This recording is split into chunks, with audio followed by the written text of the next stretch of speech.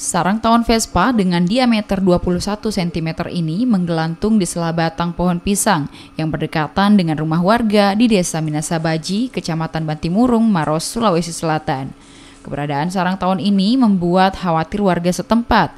Salah seorang warga yang menjadi korban sengatan tawon mengaku diserang tawon saat akan menebang pohon pisang yang berada di samping rumahnya hingga mulutnya mengeluarkan busa. Atas laporan warga, sejumlah petugas pemadam kebakaran melakukan pemusnahan sarang tawon tersebut. Pemusnahan dilakukan dengan cara membius serangga predator tersebut menggunakan kain yang dilumuri bahan bakar minyak sebelum dimasukkan ke dalam karung.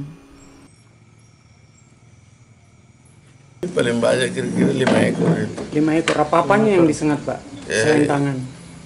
Kepala saja dengan ini, perut sama tangan. Tidak terasa itu kan tidak pingsan. Oh, sempat pingsan, Pak? Iya. Sempat pingsan, dibawa ke rumah sakit? Iya, puskesmas. Sempat diimpus, Pak? Iya, diimpus ini kemarin. Tadi baru keluar ya? Kemarin malam. Bermula dari laporan salah seorang warga yang kebetulan katanya dia menebang pohon pisang. Dan tiba-tiba tersengat tawon dan sampai si bapak ini pingsan, tak sadarkan diri, disertai dengan mulut yang berbusa. Hingga dilarikan ke rumah sakit.